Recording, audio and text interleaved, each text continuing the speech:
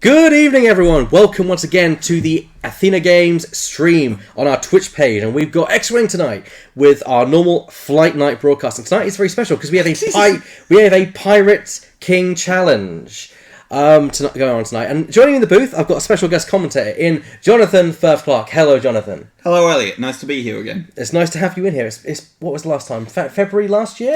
January last year. It's wow. Been a while. Yeah, and of course today it's the Pirate King Challenge. It is, yes. It's Master versus Apprentice, because Chris Turner, who is our Pirate King, is going against Stephen Sage, and Stephen had his first game against Chris. So it's going to be one hell of a grudge match. And hello, Chris of the Pirate King. Hello, Chris. Hello. Hello, thank you for joining us. Hello. So yeah, here we are. Stop. I'm Elliot, this is Johnny, and of course here's Chris. Hello. Now, I do have an ulterior motive for bringing you in here, Chris. Oh god. Oh no. What's this? This is something very special. You didn't.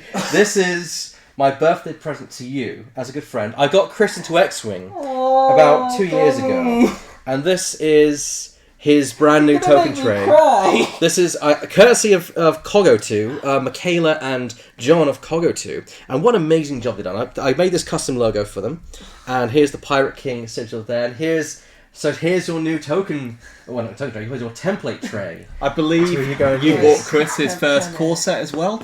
I didn't buy his first. You didn't buy my first core set. But I lent you a lot of stuff. He did lend him a lot of stuff. For the longest time, as Elliot said, Elliot got me into X-Wing. And for the longest time, I didn't have enough money to own my own core set. I didn't have enough money to buy into the game. So for about half a year, I just borrowed from him.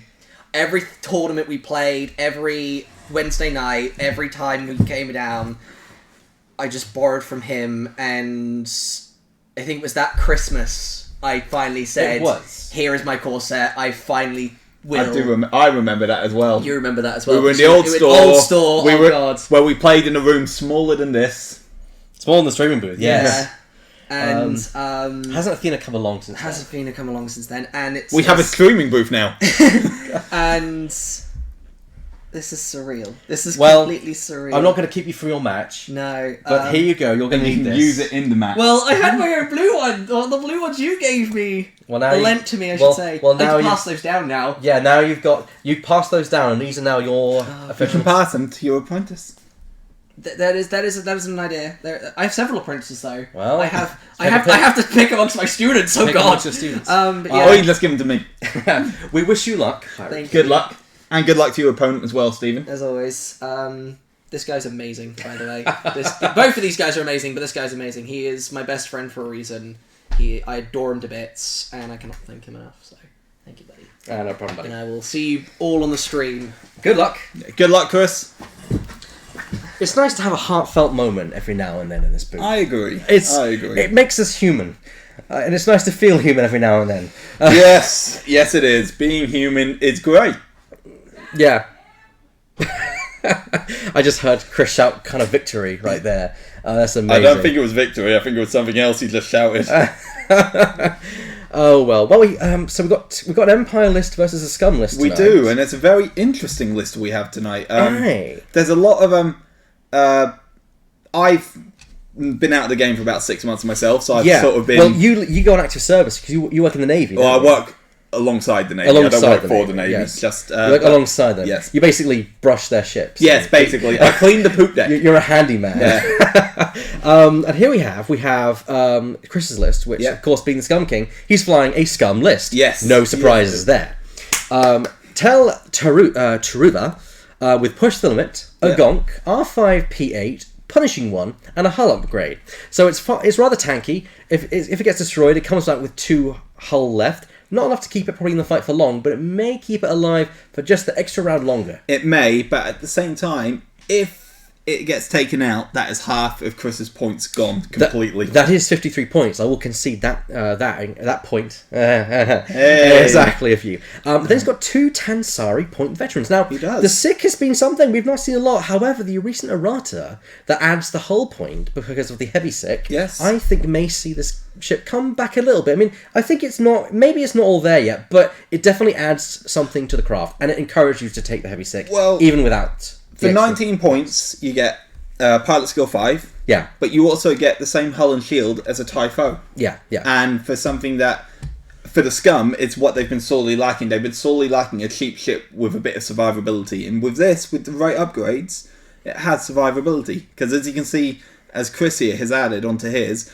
normally you only have the one talent slot, which is an EPT. But with the Heavy Syck Interceptor, you then get to add another icon. You up to your upgrade bar, and he's built quite an interesting list with him. Yeah, we have, of course, Deadeye on there as well. So Yes. they're both the same, with the exception of their torpedoes. Yes. They also have guidance ships for a bit more quality on those torpedoes. Yes. One has plasma, one has proton. Yes. So naturally, the protons are maybe because of an extra point. I might have gone for plasma on both, just so I can have a point of initiative bid, because it's 100 points right now. It is, yes, but again, I think what Chris is trying to do is he's trying to have the choice there to use the plasmas to try and strip as many shields as he can, then the protons are going to do damage for the damage. Yes. I could see that. He may have trouble setting that up though. Yes. Now for Steven's list. Yes, this is interesting. Yes, it's a Palpatine list that I've not seen before. You've got Darth Vader with the TIE Advanced X1 engine upgrade, the advanced targeting computer. It also has trick shot. It has got trick shot. We can't put it on here because the Squadron Builder does not have trick shot on it yet. Nope. But it does have trick shot, which allows it to get an extra attack dice But when don't firing worry, through. I've got you covered, people. Firing through an obstacle.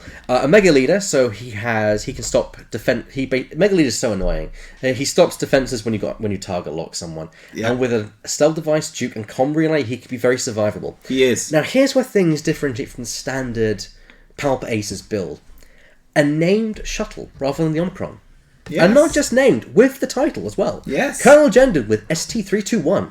Which, of course, Colonel Jendon, he can range summon phase. You may assign assign one of your target locks to someone at range 1. Yes. Plus, with ST-321, he can target lock anyone on the board. He can give Darth. That works so well with Darth Vader. And a Mega Leader. And a Mega Leader. Brilliant combination. And of course, Palpatine is so good. Why would you not have him? Exactly. It's one I haven't played with personally because I don't have the Raider set Yeah. he comes in.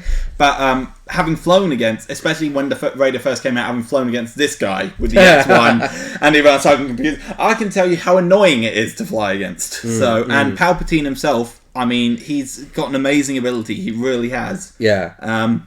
Personally, once per round, he may change. I like it, but I much prefer having the gentleman who can get rid of crits by discarding crew. No, but the thing is, he's so good because he can affect even dice rolls and asteroids. Speaking of asteroid, Serpa's going right here. It's looking like it's going to be a very grid deployment here. Yes. Ooh. Chris is setting up his last asteroid, I believe. So here we go. It looks to be a very straight and narrow. I'm not sure whether they want this, because yes, they've both got one large ships, but Chris wants to take advantage of those asteroids against those aces, even to try and get Palpatine to spend them on that defense there. So, because they're both 100, if Chris is setting up his last asteroid, I believe that means he has the initiative. Actually, no, because it looks like that there's one more too close. So it looks like Stephen must have the initiative. Actually, no, because Stephen is putting this. I think this one here, the small one that's between asteroids, is actually the last one, meaning it would mean that Chris is the one who has the initiative in this instance. Well, no, because if it's the last one to be placed and he's placing it, he will be placing second. Let's oh, here we go. Yeah, of course, you're right. So that means that must be Stephen who has initiative. You are correct. My apologies there. You are, of course, much more wise in their estimates. There we go. That will be the only thing I'll get right tonight, people. And so let's begin the timing right now. Yes. So we're on an hour and 15 minutes. Let's get this party started, Yes, as they say. Oh, it's been a while since I've been in this booth. It's nice to be back.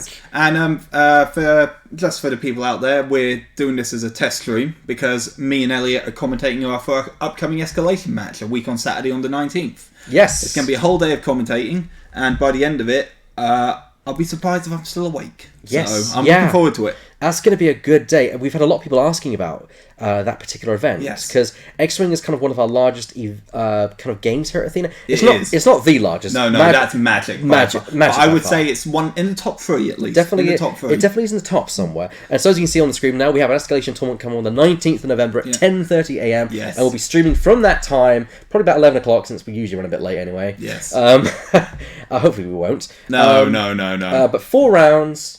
I love escalation. It's a great format. Is it an official format, or was it one we made ourselves? It is an official format. It's you start with 60, then every round you add 30. It's a really nice format because the same things don't work in Well, setup's just beginning. Chris is setting up his Tansarii point veterans. Yes, they are. I'm not quite sure which one's got the protons, which one has the plasmas. I'll quickly go through and verify which ones those are for you. I'll leave you in the hands of Johnny. Oh, okay.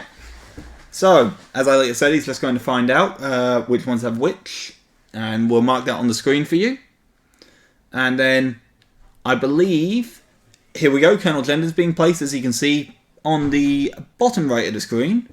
I believe that Stephen will be keeping his Omega Leader and Darth Vader close to them for the first couple of rounds at least, so we might be seeing some very slow movements from them to begin with. So Chris might be able to take advantage of these if he can do it quickly enough. Oh, interesting. He's setting up his Jumpmaster to directly face the shuttle, so I reckon he will be going straight for that to take him out as quickly as he can. Thing is, that is quite important, that there's no really good way to take down a Palpace's list, because if you take down Palpatine first, you deal you're leaving Darth Vader and Omega Leader alone, which means they can do damage upon you and probably take down one of your ships. Yes. However, if you leave Palpatine, he's affecting the entire match. Exactly. So it's very, very, very shrewd of Steve to make a list like this. It's a very situational thing where you have to make the decision early and commit to your option to take down that one ship. Yes. You can't wishy-wash this. You have to go for the kill on one ship or another, and you've got to decide now. Yes. And now, in my opinion, Palpatine is very strong. However, and he's even more strong because he's buffing the enemy fleet with target locks. Yes. So I think taking down early is probably the best thing for Chris. However, you could very easily leave Palpatine until later because it's not a maneuverable ship. No. It's not going to turn around easily. No. So once you get behind it, it is practically dead, but you've still got Vader and Omega Leader to contend with. But as I said while you were out the room, I can see Stephen being very, very conservative with his movements at the beginning to make sure both Omega Leader and Darth Vader can get those target locks before they get into combat. So Chris, if he can get in, if he can take advantage of that, he might even be able to get his M3s into range in time to get off one, maybe even two shots before they can take full advantage of those target locks. Well, the Tansarii is interesting because it has the attack power with its torpedoes to do considerable damage to Colonel Jendon. Yes. So we could see those torps being used to take down the shuttle in probably the first engagement. And so Chris is doing 2 forwards? Actually, it's a 3 forward. If you check. Oh, it's a 3 forward. Apologies. Yeah, it's a bit longer. Also, guys, how do you like the new overlay? We've actually managed to get the camera higher so you can see the entire board now. Well, I, for one, like it. I do. It's nice to be able to not have to worry about the board moving or the board. Don't have to go and move the board every so often. It does make things a bit harder to see, but hopefully when we upgrade to a 1080 camera, that should be much easier. Ooh. Well, that requires the upgrading the entire system. Yes, but we're working on it. Yeah. We're trying to give you the best experience. Best we can. Yes. Yeah. I mean, hello, Audio Weasel. It's nice to see you again. It's been a while. Audio Weasel is one of our regular viewers, Johnny. Nice to see. And he looks like he's looking forward to the Escalation tournament as well. So hopefully you'll be viewing on the day. Yeah. Hopefully we won't bore you enough tonight to turn you off. I don't know. Oh, interesting. So the shuttle has gone for a committed 2 forward, it seems. Now, that needs to wonder, is this mean that Vader and Omega Leader is going to break off? Or are they going to keep them everything together? I think he's going to have to keep them together. Otherwise, what is the point in having Jendon with that title? With the two who take... Well, ST321, actually, good point, because Jendon can only pass at range 1, so you are correct there. It also makes it super predictable, so maybe this is not the best tactic for Stephen. We'll see. We'll see the best list come on top. Maybe he's trying to force Chris to commit to something and then do something completely unexpected. It's possible. Okay, so Dengar is doing a... it's not Dengar, it's Tel Trevura who's doing it. He's in the punishing one, so he has got the extra attack dice. A 1 forward, so very conservative from Chris.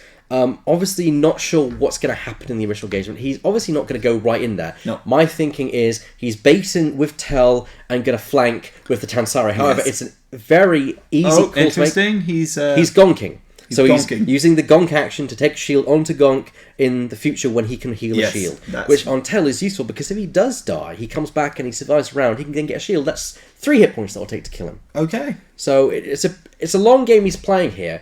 I think bringing in the Tansarii is a bit of an obvious play, which we're going to see. Yes. I almost wonder whether Stephen has predicted this and is going to try and rush Tel to do as much damage as possible. Nope, 2 forward. That's interesting. He's hanging Vader back, then it seems, because I doubt Vader's going to scream forward in front of a Mega Leader. No. He could bank away and look to deal with the Tansarii. And we didn't mention it. The Lambda, Jendon, has target locked the number 3 Tansarii point veteran. See, that says to me that he's going to Pass them off. and then carry the 2 auxiliary ships off to deal with the 2 fighters and carriers, because Yes. those are the most dangerous things that are going against Palpatine right now. Yes. So, with Gonk, can you place a shield? Can you have more than one shield on the card? Yes. Nice. It just says place 1 shield. It doesn't say there's a limit on that card. That's a... Yeah, because And there we go. You called the Vader.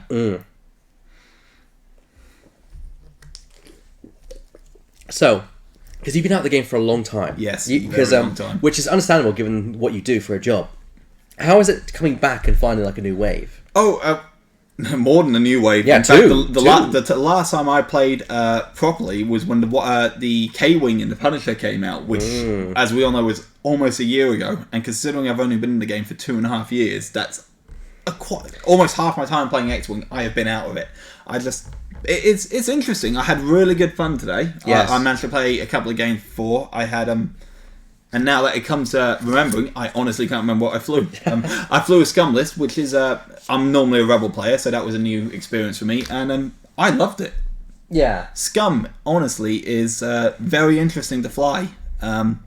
I've always been a fan of the Y-Wings, and I just love the maneuverability that you get with them. So. You're not the only one who's a fan of Y-Wings. I know someone else who's very keen on Y-Wings, and that's David. Oh, Spandau Ballet. I love his build, Spandau Ballet. Yeah, he is a big fan of the Spandau Ballet, as he likes to call it. Yes. But we'll see where that takes us. Okay, so Jendon's passed off the target lock to Omega Leader. Well, that's no surprise, given that that's what Jendon's whole point is, essentially. However, he's passed him off to the Skicks. So, I think you're right.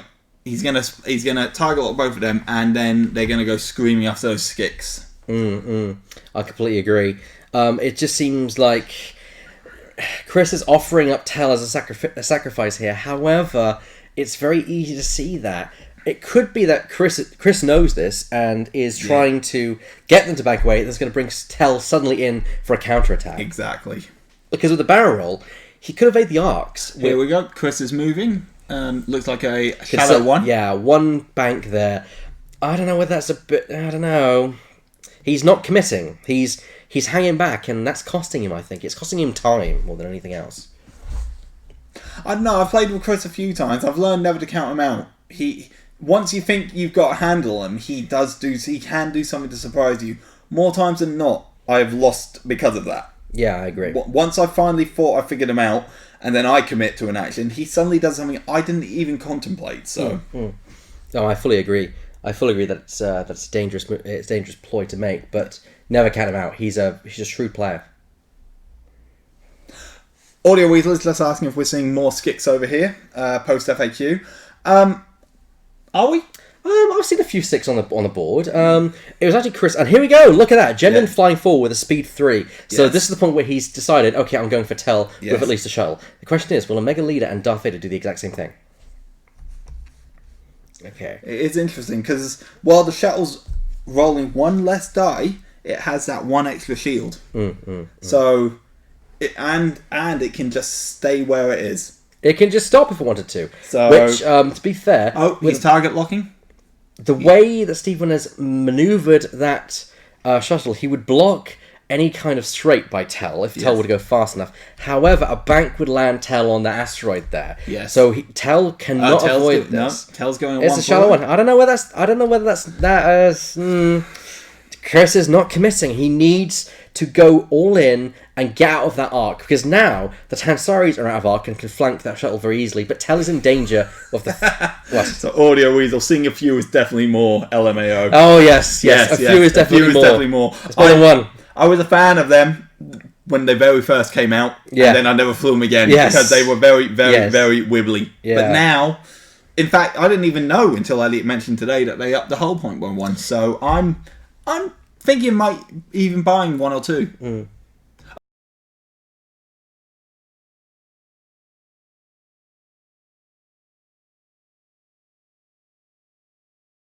Okay, we got a push the limit here, ultimate Pushing push the the limit. So we got a focus there and a barrel roll from Tel. Yes. I'm not sure whether that's the best move. Bear in mind that Tel moves.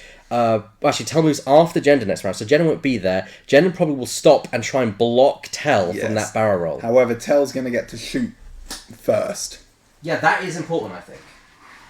We will see whether that impacts things drastically. So here we go. We are getting Omega Leader, hard 2. Interesting choice. Interesting choice. Very interesting choice. I'm not sure if that's being too cautious there, or whether Chris is not sure where things are going to go. However, turning away seems to indicate to me that the shuttle's job here is to delay Tel away from Vader and Omega Leader, while the Tansaris are taking a pummeling from both the aces. So he's barrel rolling. Okay, adding a bit of distance. He definitely doesn't want to get shot by those target locks. However, I'll point out that guidance chips will not affect Omega Leader. No. And because of Comm Relay, of course, he can keep the evade token on him. See, I've got something to show the viewers again. Okay. Just to remind people. Oh, interesting. Okay, Vader's going for the attack on Tel, it seems. Yes. That is very interesting. Yeah, I love the idea of using Jendon. I don't see often. I like seeing aces being used when there's a lot of generics being used. It's nice to see that instead of the Omicron.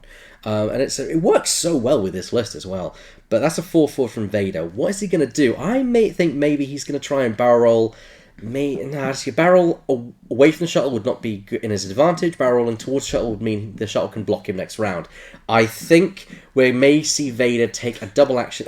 No, he has engine upgrade. He does have an can engine boost. That's true. He could boost. But if he does, He's focusing and evading, it seems. So he's turtling up a little bit there. And because obviously Vader doesn't need to stress himself. Though I don't know why I'm one of the oldest cards in the game. We should all know what Vader does. Yep, double actions. I mean, that's why I kind of argue against people who say that X-Wing 2.0 should have the ability to put any pilot in any ship, because you'd always take Vader. Yes. Because why we see it with Attack Wing. You always take Picard. Here we go. We're checking the range. That looks like it might be a range 2 shot. It looks like that's range 2. It seems that's very clear cut to me. And I believe Jendon will be. So he's target lock, but he hasn't. It looks like he hasn't passed the target lock off. That's going to cost Vader because the APT will not come into effect, and there's the roll there with one hit, no advanced targeting computer to act on. So that's just the one hit that Tel's got an evade, and there's the evade he needs. Yeah. Maybe he's hoping more for the to do more damage at range 1 with Jendon, because he will be rolling at 4 dice there. I don't know. I think that's close range 1. I'm not sure if it is going to be range 1. We will see. I think you're right in that it just is close enough to be range 1. It does look like that to me. Here we go. Punishing one is activating. So the punishing one gives the Jumpmaster an extra dice. Yeah, and of it's course, range 1. That's so 4 dice. dice. Look at that. Look at that. So that's one evade. One evade up evade. there. So there we go. So that's a total of 3 damage to the shuttle. It will be nice to get a 1080 camera eventually, because I'm finding it quite hard to see what the dice rolls are myself. Well, we have a dice cam for that. Oh, do we? Well, we will have a dice cam. Oh, we will have it. Awesome. So will that be like a little area and you'll roll it there? Yes, it will. That's... I'm working on the logistics of that. Here we go for the shuttle. Here's the shuttle's returning fire. With the target lock. Oh, this is going to be painful. That's not bad. That is not bad for Chris. Lock. You spend the target lock to get the extra reroll. There's another hit, but there's a focus in there. Remove that focus. That's 3 hits right there. Tel can, and there's a blank and an evade. That's 2 that sneak through onto Tel. So Tel loses 2 shields. 3 shields. He loses 3 shields. I guess that was a focus result. I'm assuming those are custom dice Chris are using. The special nifty dice that you see are in fact regional dice. Oh wow! We did hold regionals here this year. I wasn't here for it, unfortunately. That was such a nice time. Now, return fire from R5P8, meaning that he does an extra damage to the shuttle. Oh. So another damage gets done onto Colonel Jendon. That's a very useful little card, that. Allowing him to get the extra attack. It's basically return fire shot. It is. However, the crit result does mean you take damage yourself. So it's risk reward. Yeah, but that's what this game's about. Yeah, but that's a 1 in 8 chance of receiving damage and a 4 in 8 chance of doing damage to your opponent. Exactly. So, yeah, I would say do it. So yeah, this is what I wanted to show to the viewers. Yes. Our presents for the upcoming, not the escalation, but our here we go. Range 3 shot coming from Tansarii number 2. So this is going to be 2, and the shuttle is going to be rolling 2. Yes, I is that through an asteroid though? I wonder. I think that's through an asteroid. I think that is. Meaning that's an extra one. Oh, he's firing the plasmas because of course Deadeye. Deadeye. Meaning no extra bonus for range, but for the asteroid he does get one. So Deadeye is activating. He's firing the torps. Let's going to see if this is actually going to be worth it for the list. Here we go. And that's a lot of blanks I see. Actually, no, it's not bad. He does have guidance chips, so he's going to convert one of those into a hit. So is that 2 hits? That looks like 3 hits and a crit there. Oh, Ouch. So again, trying to see the regional dice is hard enough. Blanks! Double blanks! So not only does he lose his remaining shields, because even if he had shields left over, they'd be stripped by the plasma torps. Yes. So he was already down, wasn't he? So and then he takes, I take it, 2 hits and a crit? He would then take 2 hits and a crit, yes. It'd be interesting to see what the crit is. So yeah, our presents that we're giving away for our Blitz event, which I am playing in December. I cannot wait. Oh, Palpatine is activating. He's turning one to an evade, so he was deciding to use Palpatine. So for defense, there we go. He just ships a shield and then takes a hit and a crit to the hull. There's 1 hit, and there's the crit. I can't see what the crit is. We'll find out what it does soon. There we go. So yeah, that has significantly damaged Palpatine. Run out and ask him to hold the crit up. No, we'll make do. But yeah, we got these being offered for our Blitz event. A Omega Omega Ace Alt-Art card. And they're shiny. These ones are not shiny, but this definitely is shiny. There is no... I don't think there's a shot there, is there? No, but he's got a shot on Vader. And of course, the big Starklighter spot gloss. Which we both got too excited about that. Yes. Oh, thing is, Vader's going to have 4 evade die, but that's through an asteroid as well. It's not. Closest so point, it would be 3, because you don't get the extra for range 3 with secondary weapons. Is he using secondary weapon for this one? Yes. No, he's not. I think that's a wise decision. Vader is turtled up. But 2 hits is respectable. But he's all the evades in the world. Which...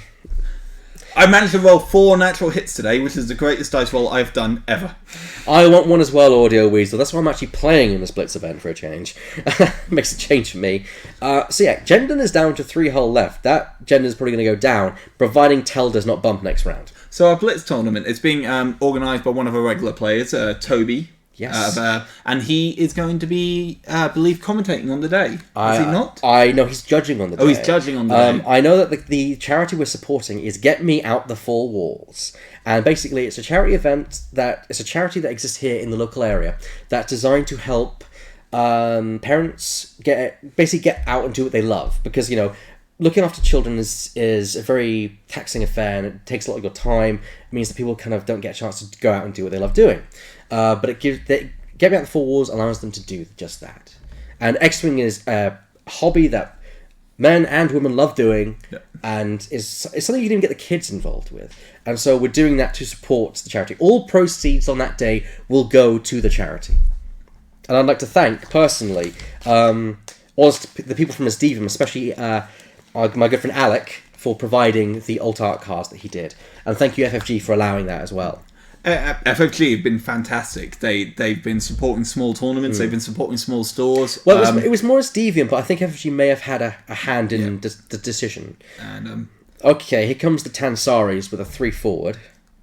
Ooh, now Very bold it looks play. like Chris is now committing. It really does. Yeah, but Vader's not going to be there, and I don't think the barrel roll. I think he might be going for the kill on the shuttle. Yeah, but is the shuttle going to stop there? I reckon I would have thought it do. would. I think it would, because he wants to block Tel, and if he blocks Tel can't fire. That means that Vader and Omega Leader have a chance to possibly take down a Tansarii before it actually takes down the shuttle. But because Tel is stressed, he can't do any red maneuvers.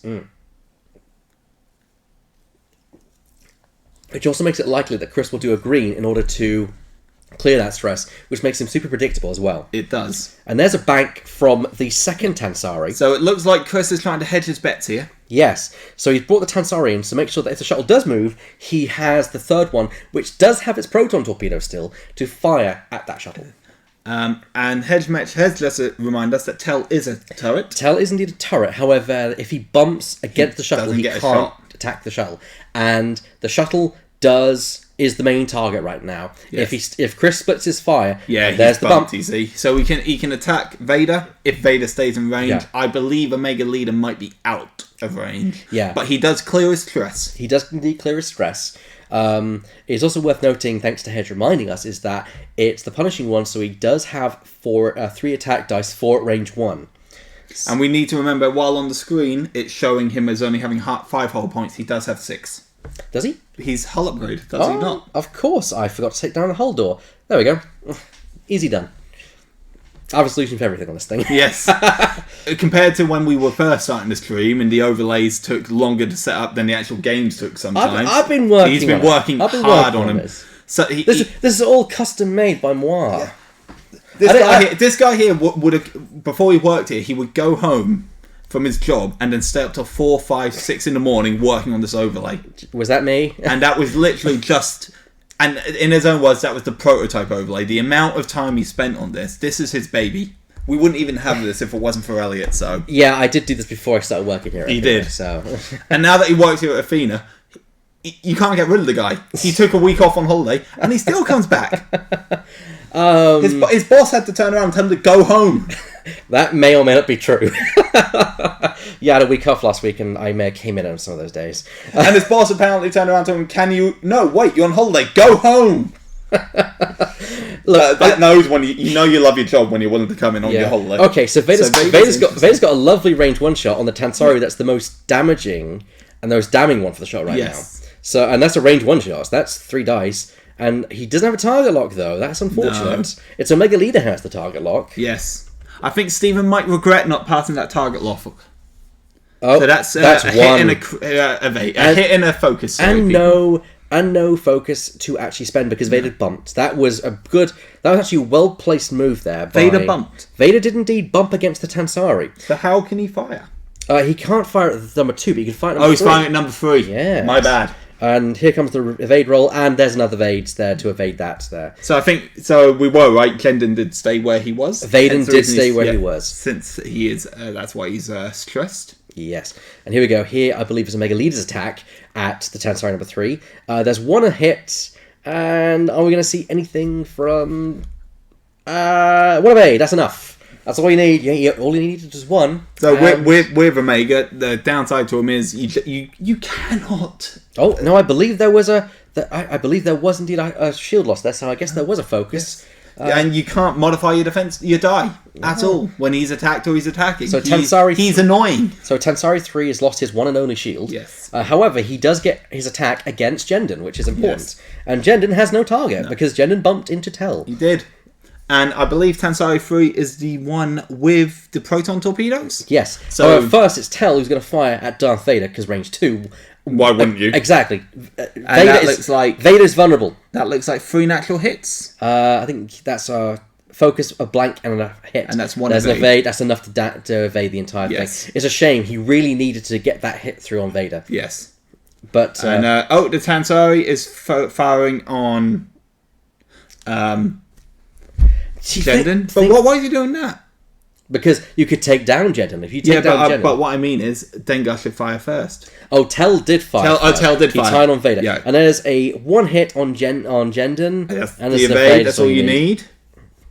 Now, here's the money shot. Tansarii number 3 firing with his protons, most likely at Jendon. That's the thing. I am going to say, here it is. There's the Deadeye. Here comes the Heavy Syck with proton torpedoes. And, of course, he's got Deadeye. So he's got guidance ships as well. So he does have 1 free conversion.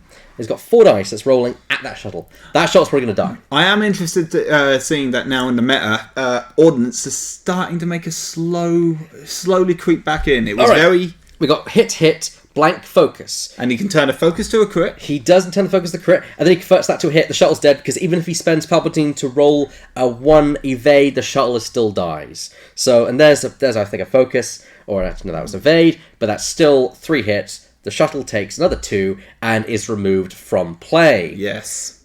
So, that is Palpatine taken down, and to be fair, Steven hasn't really done much on the enemy. He's taken shields down on Tel, but Tel can get them back with Gonk, and the Tansari's taken 1 shield off. I think Chris has been very lucky with that, though. For do... someone who didn't commit early in the game as early as he should have, he has been very lucky to do that.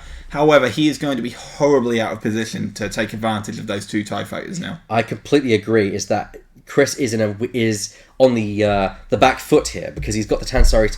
2 can easily K-turn, and the 5K will allow to wide enough coverage to make sure he catch either Vader or Omega Leader. 3 is a bit more harder because you have the asteroid in front of him. Tel, perfect position to just collide in and deal with Vader and or Tel, Omega Leader. As Hedge Mech so kindly told us, because I actually did forget, is a turret, so he can just lazily go wherever he wants. As indicated by our lovely overlay. Yes. Which I should look at more often. Oh, we disappeared for a second. That's fine. We're just doing calculations on how much we've got left here. So, losing Jendon has taken Steven down to 63 points. By 30, so he's lost 37 points there. So there we go.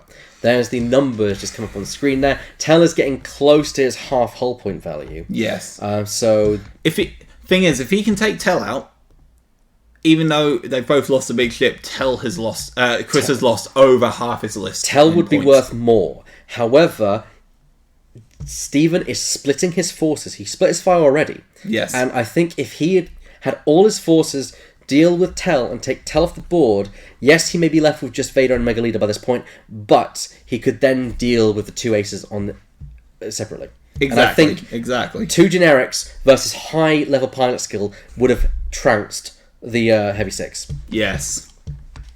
That's just my opinion, though. I could be wrong. I'm no expert at X-Wing. We'll see what happens. Yes. We will see what... Because I've seen people come back from worse. I have seen someone come back with literally 1 ship on the board and take out 3. So dials have been set. I think go. Vader's probably going to be doing a... what maneuvers can TIE Advance do? Let me have a look here. So the TIE Advance can do a... It can do a 4K. I think he might be doing a 4K. I'm not sure. I think it'd be in his best interest too. It looks like the Tansarii is doing a 3K. Yeah, I do think it'll be a 3K from the Tansarii. I think Omega Leader is probably going to do a 1 turn to try and catch that Tansarii. Tel is probably going to do a 1 forward or a 1 back. I personally don't think he is, because he's got the target lock on the other Syck. I think he's going to be going for that one. You are correct. However, we shall soon see. Here comes Tansarii number 3. So let's see where this one is going to go. We've got a 1 turn coming in. He's heading directly for the asteroid, though, Captain. I'm not sure this is a good maneuver. He does have a barrel roll, but that's going to cost him his action. And there goes the target lock from Omega Leader, going with the Tansarii veteran. Yes. So this will be if Steven, he is doing the barrel roll. I would barrel roll and try and block a K-turn from... Yes, because I was going to say, Vader. if Steven can get that K-turn in, then he is perfectly lined up to take out that skip. I think, judging by what it looks, he might just block a 4K, I think. So here's Dengar. It's Tel, don't forget. Tel, yes. sorry, Tel. 2 banks, so he's actually colliding with his own ship. Yes, he is. I'm not sure if that was a tactical bump or just because Chris completely neglected to think where his ship would end up. I've done that. I've planned and then forgotten the movement order of ships. However, it's better to although it's better to not bump at all, bumping your own ship is better because at least then you can fire at an opponent. Yes, that is true. That is true. Unless you have playing Rebels and you have Zeb. Then you can bump whoever you want. Yeah, but then they can fire at you. So yeah, there is that. Which is why you turret ship, bump outside him. Yeah. Oh, look at this. Omega Leader's doing a 3 turn. Oh, interesting. And it looks like it's going to collide. Looks like it's going to collide with Tansarii 3. Oh, no, that's very close though. That's very, very close. But I think he just clears that. That's an amazing play. That is an amazing play. This would be a point where maybe... looking at the dial, I'm surprised he didn't try Signal's loop. He would have bumped anyway if he did that. I suppose. Whereas this at least means he can barrel away and out of the arc of the Tansarii. Yes. And then when he does a sloop next round, he has the Tansarii behind him. He is as well. He is brilliantly. Because then if he does a sloop next round or even a K-turn, because the Tansarii is not going to do a K-turn because he's got that asteroid Yeah. right in front of him. So Chris is, although he's barrel rolled out of the direct line of one asteroid, he's now barrel rolled into line of another one, which is going to block a K-turn. Yes. So, although he did the immediate thing, and I would have done the exact same move, there was no other way you could get out of that. Personally, I'm predicting that we're going to see the next round or two is literally going to be them setting themselves up into position again. Vader's doing a 5 forward. Bold play. I did not expect that. No. So clearly, Stephen thought that there was going to be a bumping situation, and he wants to get Vader out of the combat zone rather than trying to deal. But with Vader's two actions, and with the engine upgrade, he can take boost full barrel roll. advantage of Yes. He can boost left then barrel roll. that. Exactly what he's doing. Yes. Oh, no, he's thinking maybe about not. it. He's thinking about it. Oh, target lock. He's taking advantage of that target lock now. Yes. And now he's boosting. When in doubt, target Perfect. lock. He's perfect. Because he's going to be out of range in number 2, so don't worry about that. Omega Leader may be shot by 2, but Maybe. However, I think maybe Omega Leader is just out of range. Maybe. Yeah. But I'd also like to kind of extend the congratulations of myself to the people who went to Worlds. Yes. Congratulations to our brand new champion. From Belgium, I believe. From Belgium, yes. And he flew an interesting list. Yeah, Nand Torse, which is he's flying Dengaroo, which is quite common, but it was a different Tengaroo. Countermeasure. Oh, attacking. That looks like 2 hits. Look at all those evade dice. Oh, Look at those evade dice. Oh, I take it that's a Syck attacking. No, it must be Tel. It must be because Tel is the next one down. Stealth device, and that looks like the entire thing is evaded. So. Yes, obviously. I was trying to figure out why he was rolling 5. Stealth device range 3 makes sense. Speaking of, pump the stealth device thing up on there as well. But since I might as well, boom, there we go. There we go. And the Syck is trying to take him down. Ooh. Dice have a habit of landing on asteroids, I find. Yes. I missed that. Was that an evade? Was that a hit? No, that was an evade. I believe Omega Leader still has a shield, Yes. and Vader still has his 2 shields. I think Vader actually has 1 shield. Not sure whether they're stacked or not. I'm going to go and check on that. Okay. So I'll leave you in the capable hands of Johnny again. I'm running now. Okay. So, planning phase, as we can tell.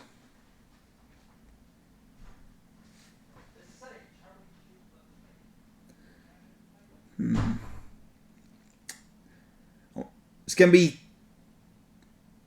Chris is going to have an interesting thing to do with Syck number 3 to try and avoid that asteroid if he wants to get back in the fight this round. Number 2, he's going to need to try and clear that stress.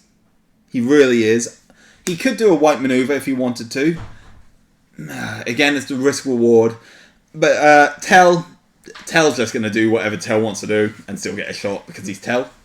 Yeah, but Tel... Does Vader still have both his shields? Yes, Vader did avoid the entire exchange. So as we can see now. Yes. Yeah, that's the problem with people who stack their tokens, but yeah, it's what it is. Right, so everything is accurate on screen that you can see, so there's no problems there.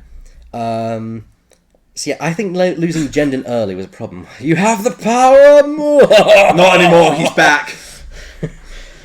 I wouldn't know what to do with this thing anyway. Yeah, I'm not trained yet. No, I'm not trained. You've not got a certificate saying I can run this overlay. No. This computer is... I mean, look at this keyboard. It's bendy. I don't know how to use a bendy keyboard. It's the new age, Johnny. It's what it is. My laptop literally looks like it came from 1987. Also, you may notice, viewers, no clicks. There's no mouse clicking. We've got a brand new mouse. Yes. Very sexy. Thank you for advertising Razer. Yes. I think it's Razer. It's got a skull on it. Must be Razer. Yeah. Okay, so the Arrowhead asteroid is gonna stop Chris from doing a K-turn. So here comes a 1-turn. But the thing is, Vader's not gonna be there. He's thinking where Vader is now and not where Vader is going to be. Depending on what Omega Leader does. In fact, may I see what the movement sheet is for Omega Leader, please? Of course. Omega Leader's movement sheet.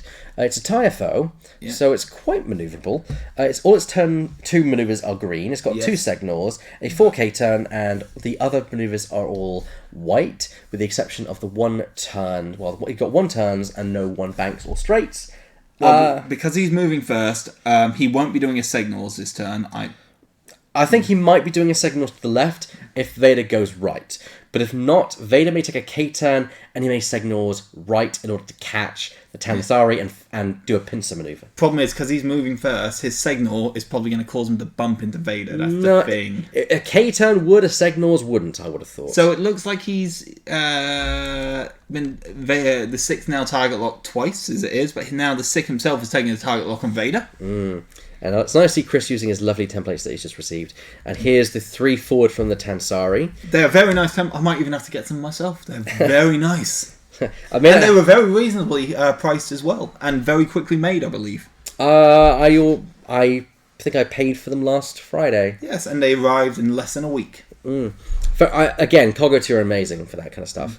I believe they may be sending some stuff down to Johnny, not Johnny. I'm Johnny. You're Johnny. If they're sending me stuff, yay! to Jamie. for Toby. Toby for the charity event. Oh, very interesting. No promises there, but we'll see. So there was a bank and a barrel roll from the third Tansarii. And now Tel's. Is he going to land on that? No, he's not. No, he's not. He's fine. He's doing a one bank.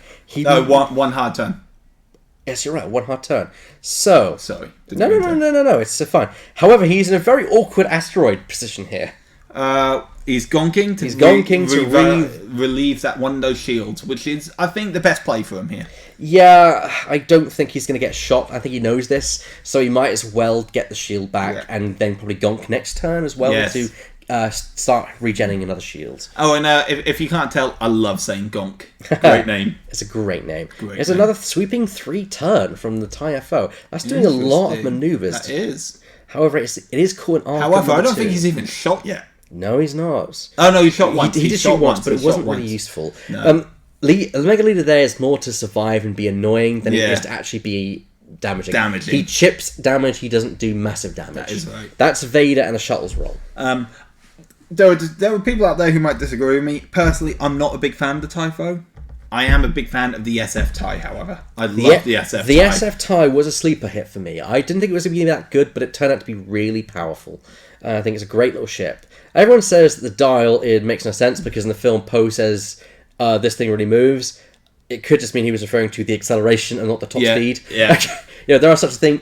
Top speed and acceleration are 2 different things. But at the same time, if we went by the films, every single ship would be super fast. Y-wings are, Oh, what a move there! Doing interesting. a 3 bank with a boost around the asteroid. And what's he going to do for the second action? I don't think he is. I think he's just going to stay there and hope for the best. But the second action with Vader, he gets a free action, so he's focusing. There we go. It's a free action. Might as well. Yes, might as well. So, because if you look into fluff for Star Wars, the Y-Wings were once the Republic's main fighter force. Here we go. Attack roll from Tel equals 3 hits there, it seems. Oh, wow. On Omega Leader. But Omega Leader's rolling all those dice and those blanks. Look at those. There's a spending of the focus right there, and there's an evade result, meaning Omega Leader has now evaded the entire result there, but by a hair's breadth. Very, very, very interesting. That was so close. All it would take would be one more, and Omega Leader would have been down and without a stealth device. But I see what he's doing. He's keeping Omega Leader at range 3 to make sure that he can evade it. And there's 1 hit for the Tansarii, and with 5 dice, what are you going to do? Yeah. How's he... Again... 3 dice. Range 3 stealth device. Again, I'm looking at the wrong part. I saw the 2 red, and my brain went, "That's not evade." No. Okay, so the Tansarii number 2 is just fired. 3 doesn't have a shot. I believe we're now back to dials. There we go. Yeah. Like I predicted, the next few rounds are literally going to be trying to set up. Chris, I reckon he's going to try to come in for jousting. Tel is in an awful position here. I think 3 should turn in, 2 should carry on straight, maybe with a bank. If Tel had just barrel rolled last turn, beyond the asteroids, he could try and head off Vader. He could. However, cut off all avenues. However, looking at where his actual guidelines are, if Chris can get a bank in there, he will probably avoid that asteroid completely. However, because it's only if the guy goes over the asteroid. However, he does risk running into his own Tansarii. He does. Again, risk reward. Risk reward. That's the very basis for any good board game is risk versus reward value. Yeah. Okay. I mean, And Hedge made a good point. He made a great choice in not doing PTL, so he's not committed to doing green maneuver. Yeah, and as Hedge himself mentioned before we did, barrel rolling Tel Yes. left. Thing is, I might have done that so I could potentially, if Vader was going to come down from the side here, I could head him off. Yes. Or at least discourage Vader from going that direction because Tel was there. Exactly. Leading him into the Tansaris. May I, is this Hedgehog? Yes, it's Hedgehog. Ah, it's Hedgehog. Brilliant. Hi, Hedge. Did you realise? No, well, maybe. Hedge is one of the regular players. He was in the booth for the unboxing of Heroes of Resistance, which you can actually find on YouTube now. And he's one of the better players I've played. I remember... Hedge is one of the best. In my second tournament, or third... the first tournament we held in the new store, he was my second or third game, and he obliterated me. He taught me a lot. Hedge is a very good player. He's also a very humble player. Oh, he doesn't just defeat you. He teaches you why he defeated you and why your list can be better. And I actually played an amazing game with him with X-Wings. I was surprised I actually won that one. But at the same time, he does it in such a way that you don't feel condescended to or talked down to. No, and you always do learn, and you have so much fun. Yeah. I remember we had a game just after the, I believe it was Wave 7 when the YV came out. And that was interesting. Of course, these two are no slouches to tournaments in the competitive play either. Because Chris, of course, the Pirate King, he's done very well in tournaments. He has. Never quite grabbed the top, same with Stephen, but they've come quite high. They've come quite high in their standings before. And they're really skilled players at what they do. Very much. We do have a very local community here who have a variety of players who are very skilled. You know, Robert Cornell stands out to me as someone who's also rather skilled. Yes. Doug Callender, he doesn't live locally, but he comes down here quite often. And in fact, he was the UK national champion. He was the UK national champion. He was playing at Worlds. Yeah, and I think it went 3-2 or something. But regardless, he had a good time. Yes. And he did making it to Worlds. He did Britain proud. Itself is amazing. He did Britain and Australia proud. Yes, yes, he did. Okay, now here we go. Now I have played against Duncan again. He's someone who's a really good player. I want to point out here, Stephen's taken a long time to decide what he's doing. He obviously does not know what to do in the situation, and he's worried that boxing things in. Here we go. Leighton is also a rather skilled player. I had a game with Leighton tonight, and he once again schooled me. Here's a 3 bank from the Tansarii. Stephen obviously played, but Stephen plays his dials on his cards. That's why. Yes. Fair enough. Okay, here. So Tansarii 2 just moved up with a 3 bank. Yes. That's bold because Megalita could hard 1 here, barrel roll and catch. Catch the Tansarii in the flank. However, I think he's going to want to try to get the other Tansarii because of his target lock. So I do agree. However, it can also be used as a good ploy to stop someone from it. Because don't forget, while Megalita has got him target locked, I don't think the Tansarii can modify attacks while defending, while attacking a Megalita at least. Yeah, a Megalita. Yeah, if that was every ship on the board, that would be that would be insane. That would be insane.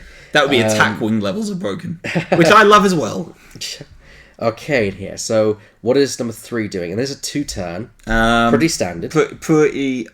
It's a safe move. Could have been predicted. It is a safe move. It's the best move in this situation. It is. I think a 3 would have made the turn too wide. I'm worried that Chris, after having taken the shuttle out, he might be getting overconfident, though. I don't know. Here's a 1 bank from Tel. He's going to miss the asteroid. I think he might just avoid bumping the Tansarii there. Definitely. Yeah, there we go. Completely safe. So he's very skilled flying there from there. Oh, no, that's not the right size for that. When it comes to ship handling, Chris is one of the better ones I've seen. He has an eye for this. Okay, gonking.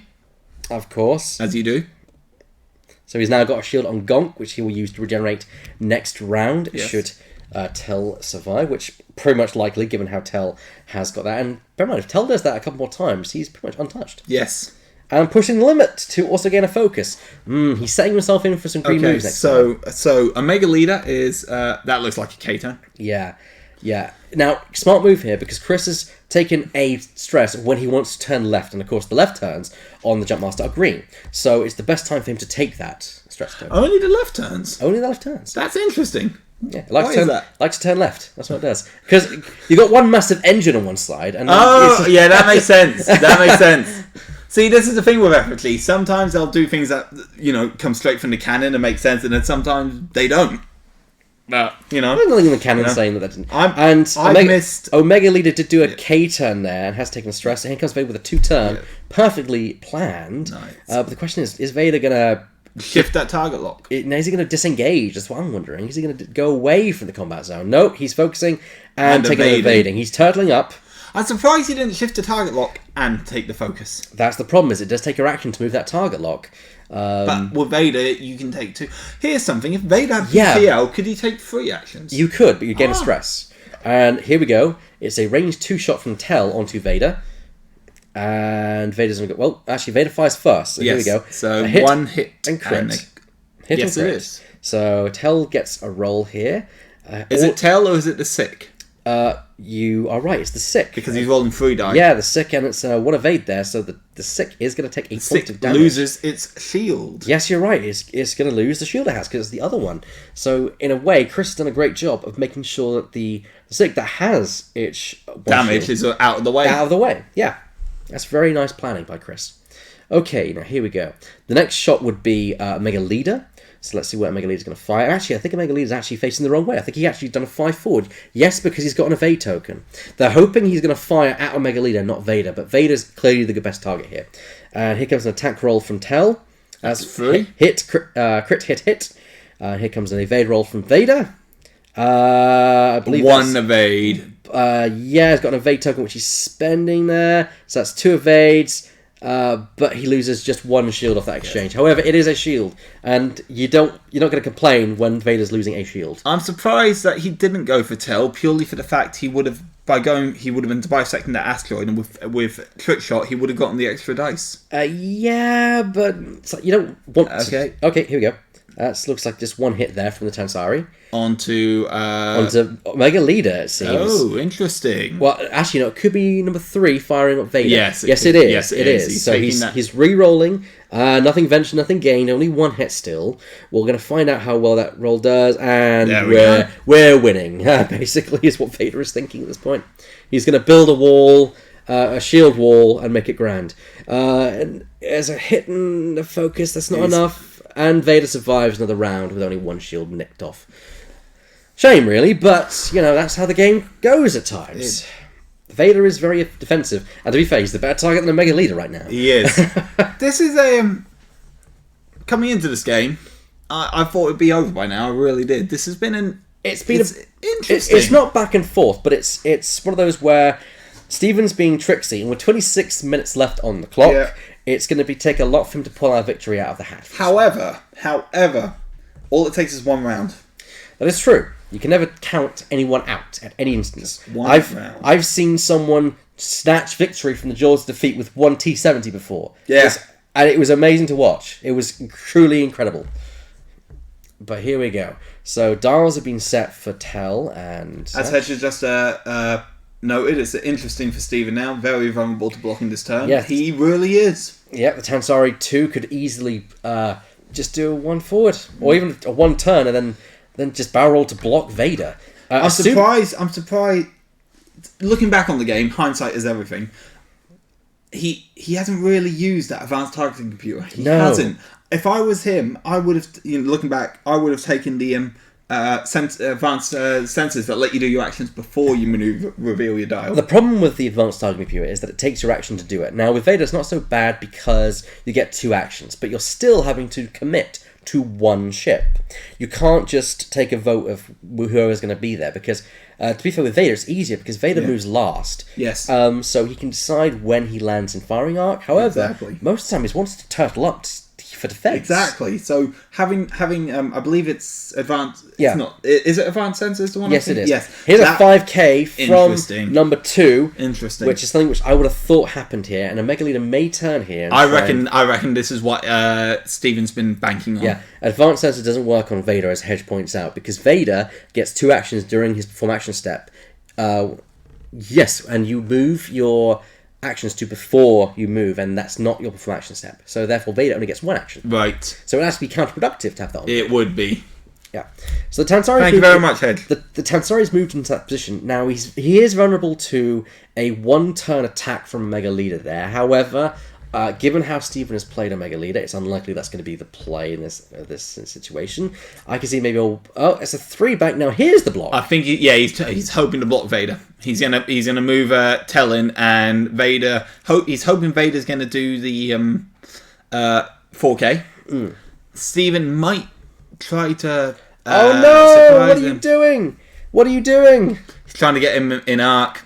Yeah, but he's not going to be there. No, he's not. He's not going to be there. That's a bad play for Chris. That's a very bad play for Chris. Unless he's hoping that Tel will be the blocker, unless Tel won't be attacked by Vader this round. Which is possible, however, I think unlikely. Because a 2-turn would bump into his own Tansarii, a 1-turn would bump him into the asteroid. Maybe he's hoping not to, but I think that's going to cost him. Yeah. 1 forward might just block. Is a 1-bank.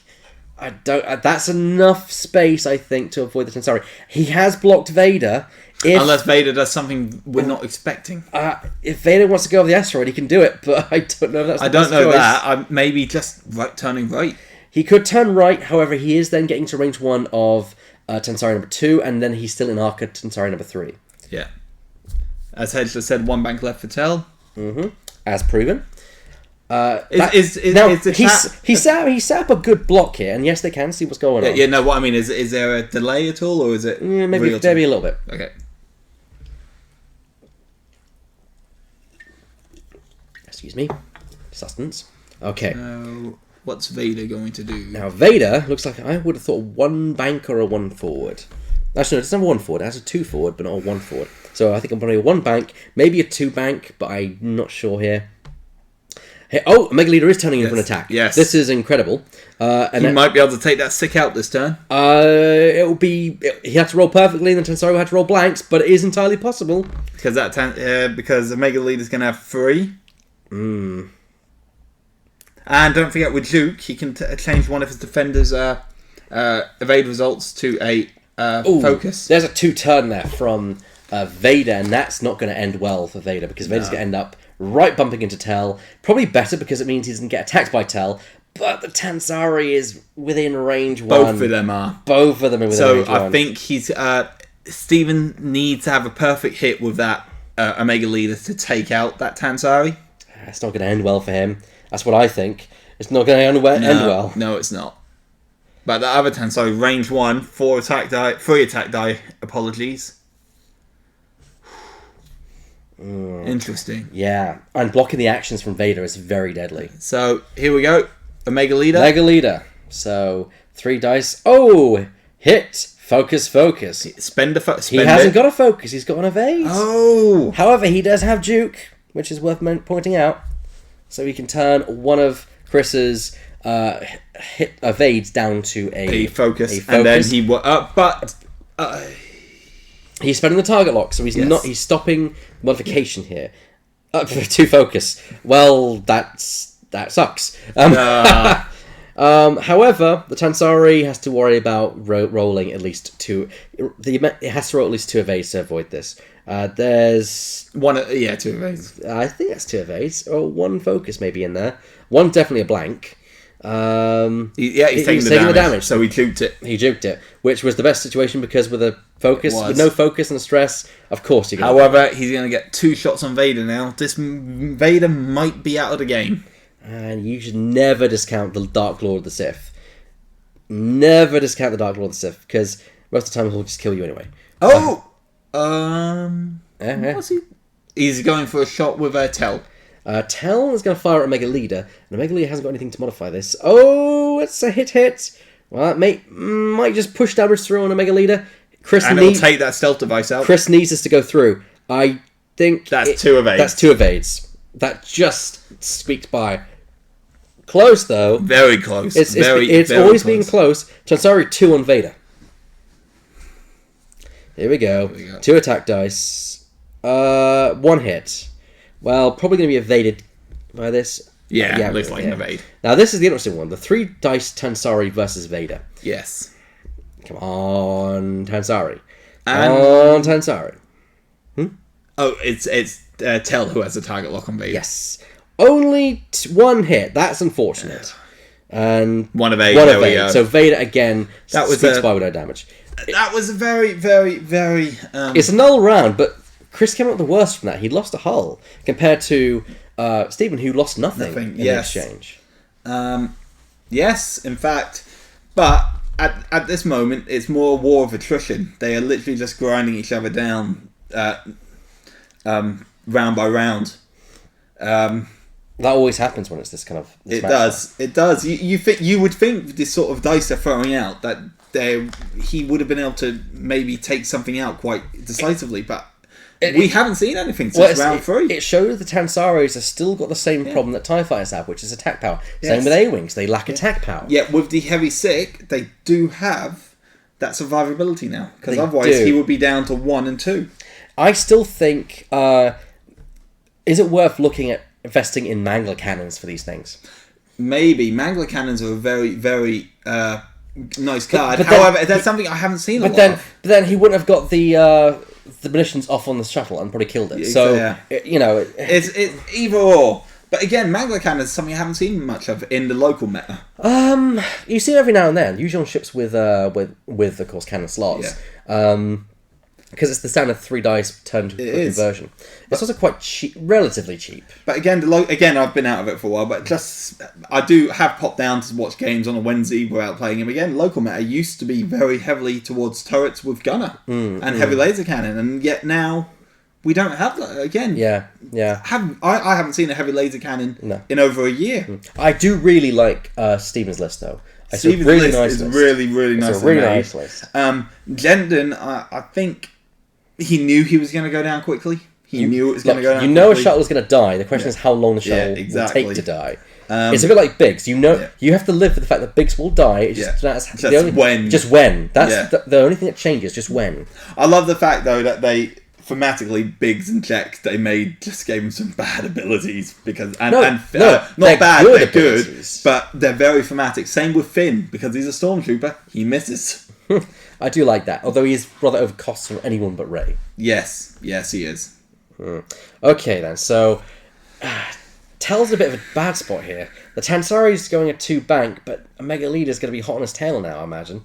With a 2... I don't know. We'll find out. Here's unfortunately, that does not clear the Tansari stress either. Oh no, it doesn't. And here's why he did that, because he wanted that one to get out of the way, so the Tansarii 3 could do a 5k. Yes, interesting choice. However, if we're right with Omega Leader going, he's going to have Omega Leader dead to rights this turn. That is true. He's now using one Syck to cover another. Quite an interesting manoeuvre there. Not sure whether it's the right call, but it means he is covering his arc, which is nice. Yes, it is. Okay, here's Tel doing 1 bank, which means he just stays where he is, removes the token. Probably a good call, actually, because it means that he can potentially block Vader if Stephen has not figured this out. Because Stephen may have thought, well, Tel's moving out of the way, and so I can just do a 1 bank. But that probably may not be the case here. So here we go. Let's find out. Well, first it's Omega Leader who's doing a 1 turn, and Omega Leader is pretty much dead to rights, because even with a barrel roll, he can't escape Tansarii number 3. So he might try to barrel roll straight. He might. Steve might decide to just embrace it and barrel roll to get number 2 more into arc. Possibly, you could kill number 2 with a good shot from Omega Leader. However, you've got to be concerned with Tansarii 3 because it will fire back and most likely will do something to Omega Leader. Even if it's stripping off the stealth device and it's doing 1 damage through. However, what I would do if I was Steven is I would put I would target lock onto the Syck number 3 so he cannot modify his dice. That would probably be a good call, but it means then you can't modify dice number 2. So it's and then you're not barrel rolling. So, and I don't know if they have arc there. I think that's what Stephen is now checking to see whether he does have arc. Go on, get down on the floor, boy. Check that line. The thing is, no matter where he barrel rolls, he is going to be shot at by. He could barrel roll away and get distance away. Oh, okay. So he's turtling up here. He has got the evade dice from the comms relay. Yes. So he has got defensive abilities for him. However, he's sticking to his guns here. Here's Vader with a 3 turn. And Vader's now going to be in... Chris has predicted him quite nicely here because he's covering both ships with both his Sycks. Yes. And of course, they're flying quite... Because Vader can then do a Skick. bank So there. is it a Syck or a Skick? Skick. SCY. I don't know. Syck. I'm gonna say Syck. Syck, yeah. It just sounds good. Syck. It's a Syck ship. And it is Syck. Yes. Puntastic. I wish I had a pun counter for this situation. Oh, we need one. Oh, Puns. don't add more work for me, please. It's not adding work. You would do it anyway. You love it. Maybe I do have a little bit of fun. Okay. He's snookered. I don't. And he's using. No, he was snookering, and I think I he know. was using your brand new. Yes, I don't think. Oh, he's back, and I don't think that'll fit. That's not going to fit. And I don't think a one bank would also fit. So Vader's going to be stuck there unless he wants to barrel roll away from the engagement. Barrel roll back here, but That's not going to work either, Stephen. You're going to have to barrel roll away if you want to get that extra range. But then I think it'd best just to stay I'd there. just turtle up. I'd just turtle up and stay I would just there. turtle up. Because 3 is not going to fire at Vader when it can fire at Mega Leader at range 1. Exactly. He's going the other way. No, not even not that's gonna work. not even that's going to fit. Yeah, he's going rolling. away. Okay. Actually, no, he's suddenly wants to do that now. He technically has declared it, so should do it. In a tournament setting, that would be enforced, but friendly game, fly casual. Yeah, we have got 13 minutes left on the clock here. Do you want me to run out and let them know? No, I'll let them know at 10 minutes. Okay. It is worth noting, though, that at the state of the game, Chris has got it 1, providing he doesn't lose. Even if he loses 2-6, I think he would have just scraped the points. He would. No, he wouldn't, because the Tansaris are worth a combined 47 points. But Jendon was 53. No, Jendon wasn't. Jendon wasn't. So it's Tel who's worth 53. Yes. If he loses one Tansarii, he's fine. If he loses both, then it's trouble. If he loses Tel, then it's also trouble. Yes. So he needs to keep all alive. And here comes the attack. That looks like one hit. That's a Mega Leader just doing 1 hit on 2 Tansarii.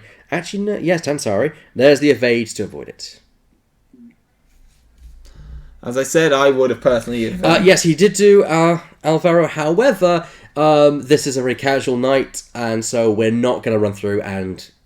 to be fair, Chris also knows that rule, so he would have enforced it. Wednesday nights are normally fly casual. Tournament settings would... Oh, look at that. That's a 4 dice tack on Vader at range 1. That's 1 hit at least. At least. Oh, 4 hits. 4 hits on Vader, and that's going to kill Vader. That is. Vader's got an evade, so he survives, but if the crit goes through and it's direct hit, it's all over for Vader. So that's... Boom. Both shield. That's 1 shield gone. And 2 hull. And the crit is... It looks like a ship crit. There's 2 crits in there. There's 2 crits. Oh, ouch. But they're enough to keep Vader in the... Oh, no, Vader's gone. One was a direct Vader's hit. Gone. There we go. So Vader is now out of play. What a shot. So even if somehow Chris loses both his 6, he's won this. He still has won this. I still say you need to have just a PA system out there so you go, players, 10 minutes remaining. I'll work on it. I'll see if it's in the budget. Elliot will be the voice of God. Oh God. Okay, so Stephen's down at 29 points out, but against Chris's 100. It's not looking pretty here. It's not looking pretty at all. It's pretty much game at this point. It is. Especially seeing as Chris hasn't lost a single ship. No, which Chris is rather impressive. And it is impressive. It's also a very demoralising thing to happen to a player. It's also 2-6 as yes. well. 2-6. Yes. The extra hull has done something. Oh, microphone. From the camera, yeah, but then you guys could hear it. The problem is making it so we can hear it, but you guys can't hear it. That is the one problem we have. A mixing board probably is the solution there. But then that's more money, and yeah, we'll work on it. I'm going to pop out and let them know it's 10 minutes remaining. No problem. Because it's literally 10 minutes remaining. Yes, so this interesting list from Chris, especially seeing as this one he made up. He didn't see what his opponent was flying, but he literally made it up half an hour before playtime, not even that. But for a dedicated Scum player, he knows what he's doing. So his 6 moving there. I honestly don't know what number 3 is going to do. I went out there, I pointed at Stephen and said, you have 10 minutes to turn this around. With funny. with a Mega Leader, probably not going to happen. But who knows? So yeah, number 2's moved. Oh dear, they've not swapped it. I think. Oh, Bump. well, that's unfortunate. A Mega Leader, I reckon, is going to go after that Syck to try and at least get 1 kill. Yeah, thing is, I don't know. Sorry. So as you were saying, we are seeing even in the worldwide meta, not just in X-Wing, but in most of FFG Star Wars games, new ships like the Armada worlds were just held, and the list for that one world was incredibly unusual. An MC30, which is something you don't see. I don't know if you play Armada, you'll know how unusual that is. I have to admit, I didn't really watch a lot of Worlds. I was too busy on the weekend with my own kind of personal projects. But I kept hearing the news updates from the what was going on, and it was very interesting. And here's one turn from Mega Leader. Mega Leader is doing tight hard turns. Not really much else he could do here, but he does seem to be gunning for number 2. He does. However, and he will attack first. However, he is an arc of number 3. Number 3 and of Tel. Don't forget. Well, Tel gets a 360 turret attack. So that stealth device though has saved him more times than he can count tonight. And he's turtling up again with that focus result, the focus action. Yes. So he's now got focus and an evade, which has worked very well for him in combination this entire game. So here we go for battle. That looks like a range. That's a range 2 because it's sliding between there. So it's range 2. Gonna be 2 dice to 3. Yep, 2 dice to 3. Here we go. That's enough. 2 hits. That's enough to kill him if he rolls blanks. Evade. It's fine. So, unfortunately, not today. Not today, Zerg. As they... I can't believe I made that reference. But you remember Buzz Lightyear Star Command? Yes, I remember Buzz Lightyear Star Command. Oh, gosh. I'm showing my... Buzz. I'm showing... 4 attack dice from Chris. I think that's 4 natural hits. Ouch. Well, a Mega Leader's got at least the dice to try and evade it, but I doubt that's going to work. Oh, no! With an evade token, that's all 4 evaded. Who would have thought a Typho would be the only ship remaining? And you were saying you didn't think much of the Typho. I still don't. Okay. I admit, generally when you see it, it's a Mega Leader and that's it. I still say a TIE SF would have been a better choice for him. I can see that. Ooh. 3 hits. That's 3, a hit and a crit and 2 focus, I believe. Well, I think that's a focus spent and thus evaded. Yes. So, a Mega Leader once again survives another round without getting touched. This has been an interesting game. It's been late game before we've seen a lot of heavy fire exchange, but Dave and Chris didn't commit early enough, but I think he realised he didn't have to. Yes. No. I wanna pose a question to you. Yes. It's a question I ask every kind of guest commentator against. Okay. So right now there are 2 ships in the meta that aren't really that great right now. Right. For Rebels at least. There's the Starviper for Scum. There's the Punisher for Imperials.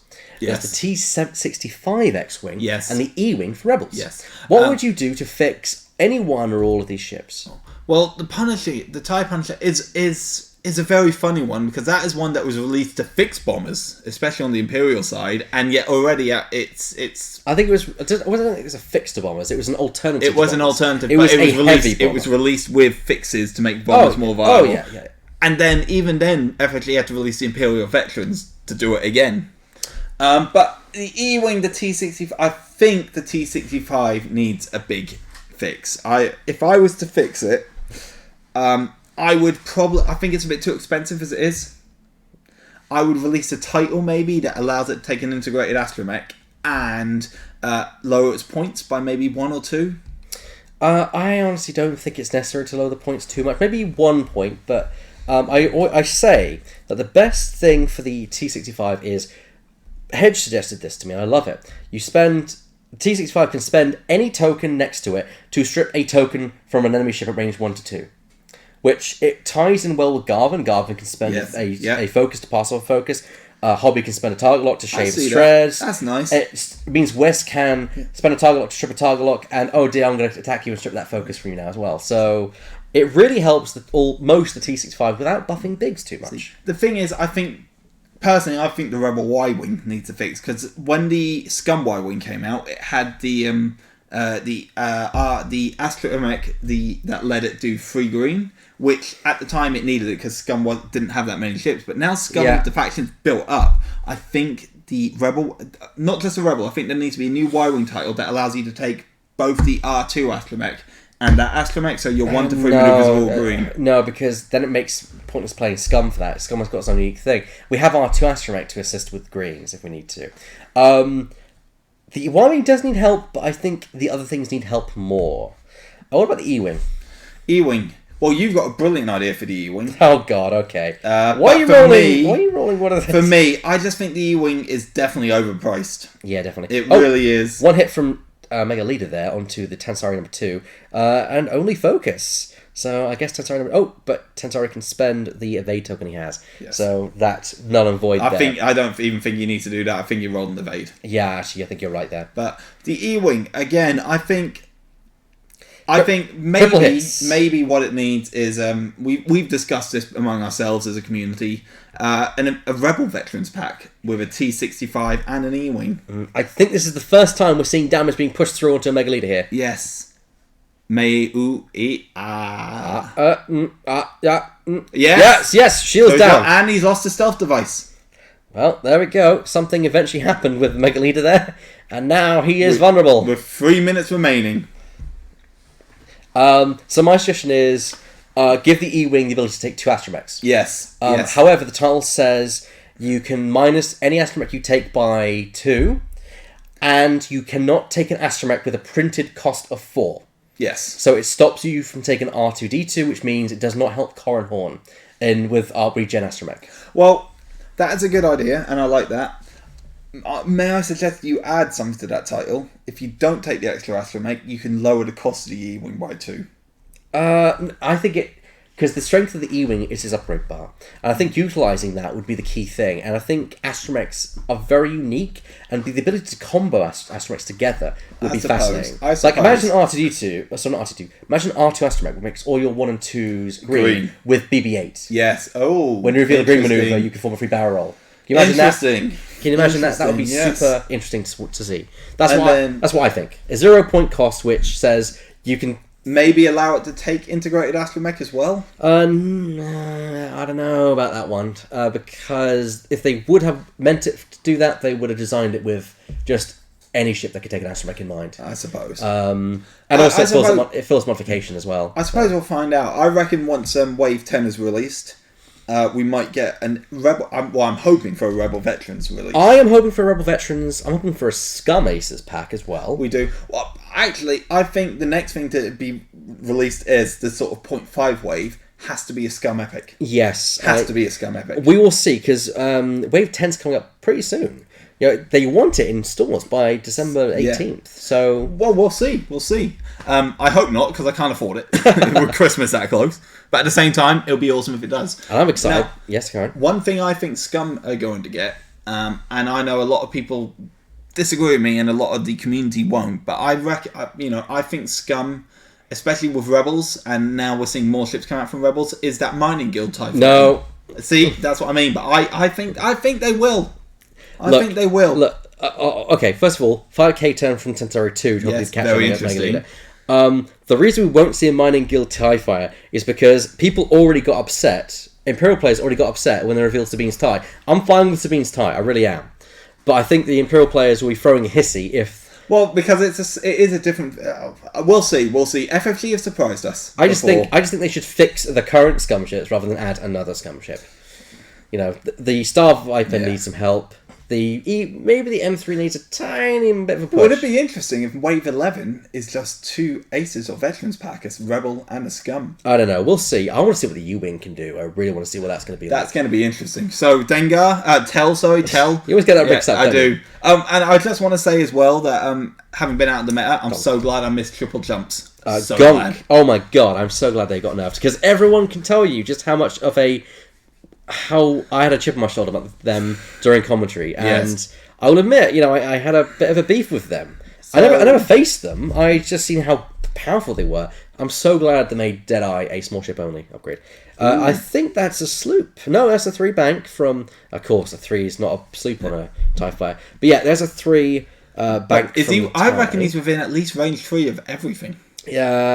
Range 3 of everything. Yes, that looks about right to me. But He will get to shoot first. He might have a chance to take this Tansarii out, and if he does, But the Tansarii also gets next. we're to timed. us.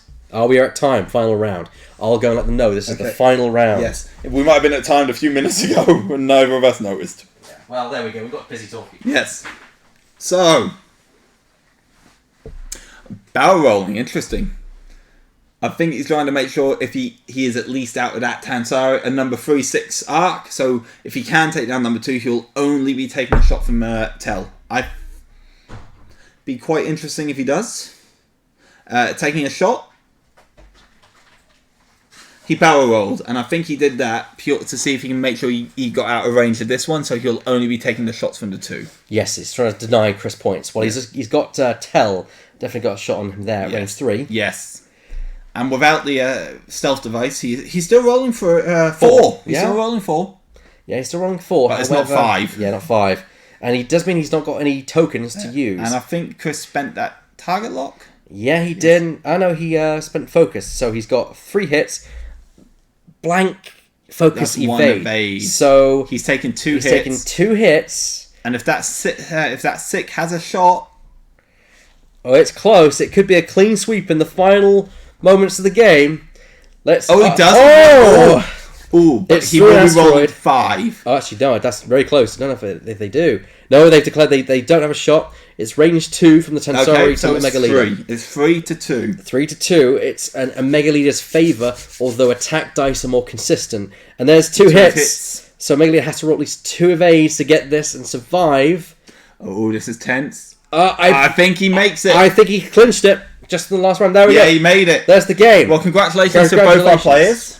Congratulations. That was amazing. That was a decent game. That was quite a decent game to watch. I mean, yes, it was fairly in Chris's favour, but Stephen made Chris work for that. He did, and it was an interesting list. I feel Stephen didn't use Jendon to his best ability at the beginning. No, I feel he didn't. I think he kind of sacrificed that, and it meant that Palpatine did kind of go down sooner than he should have. Especially seeing as Palpatine's ability is so powerful. There's no range restriction on it. I know. So it's amazing. Yeah. Though I think that's why it was put in a Raider pack. And that's also why it was the mistake putting Jendon, because Jendon has to fly close to the other squadron, remember? Yes, he does. So it means that you couldn't just have Palpatine skirt the edges away from the engagement zone. You had to have him in the thick of it. Yeah. Whereas you could have had just a generic Omnicron. At the same time, it means that then you can actually use Jendon's 3 attack dice against someone, rather than it being a wasted, essentially. But that was quite a good match. I enjoyed it. I enjoyed having you in the booth. Thank you. I enjoyed being here, and I'm so looking forward to the escalation tournament. Yeah, escalation, which of course I'll bring up the banner as well for that. As you guys can see down the bottom there, A very schmexy banner. It is happening on the 19th of November, so that's a week from Saturday, Yes. and starts at 10:30 a.m. Which means I have to be up at that time on a Saturday. And we'll be going through the entire day. Through all 4 rounds of escalation, which actually won't take as long, because as our regular viewers know, that the first round can normally. I think the longest I've ever seen an escalation first round go was half an hour. Yes, however, It can go longer. mine did go to time once. Really? Yeah. That's very unusual. A draw victory, not. That's a very unusual. I was playing Jake and Tycho with an experiment with expert handling, so both had barrel roll. He was playing Vader and Juno, and we just kept on barrel rolling out of each other's arc. We just kept on arc dodging each other.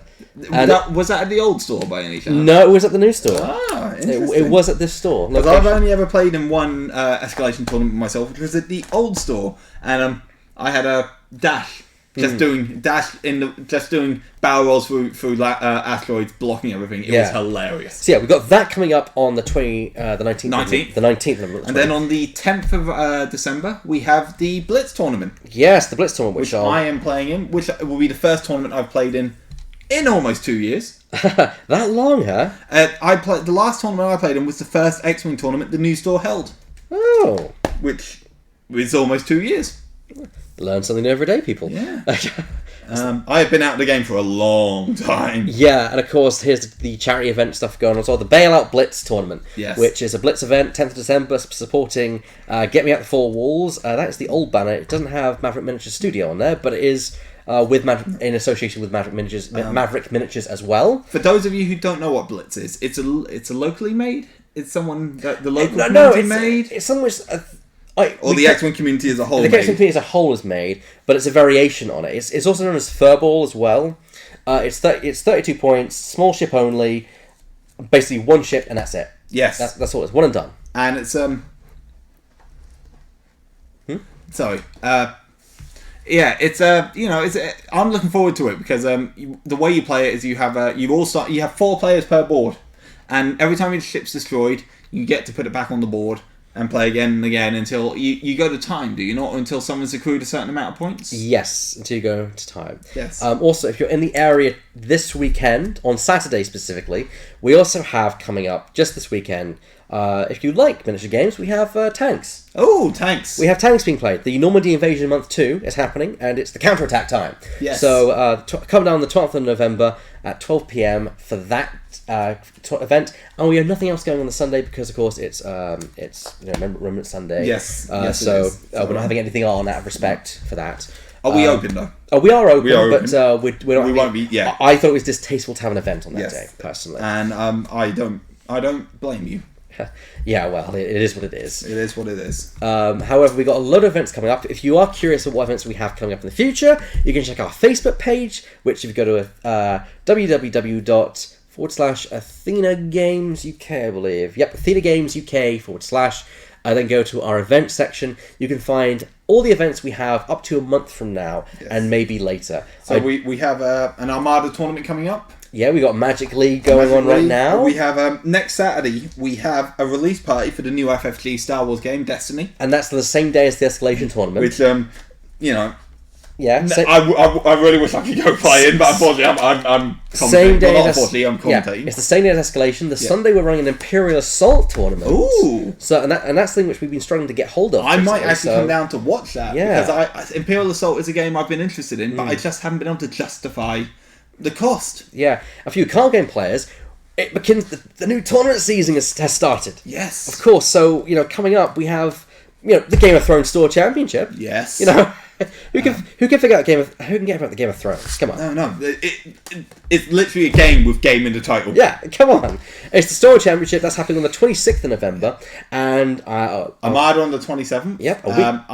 Our Armada community is slowly growing. I think our last one we had 5. Yeah. And we also got the Netrunner Store Championship on December 3rd. Yes, we do. Netrunner is quite a big game in the store. We have a dedicated fan base. I think the tournaments usually have about 8 or 9.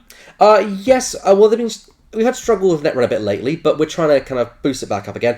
We're hoping that the new tournament season will bring in more people. Yes. But yeah, that's what's coming. That's on the 3rd of December. That's the Store Championship, the 2017 series on Netrunner. We run up, and then obviously Christmas. We won't have anything on Christmas. We run events all the way up until about Christmas time. Yeah. Our last event is on the 21st of December, and we start then we have again. One in between. Yeah. We got one midweek Magic Prismatic event on December 28th. Yeah. But then in the new year, we're hoping to start more war games. Yes. Warhammer 40k. Yes. Age of Sigmar. We got a load of tournaments coming for next year for miniatures. So if you're a miniature game fan. You want to come down to Athena Games next year. Yes, Athena Games in Norwich. You can't go wrong. Yeah.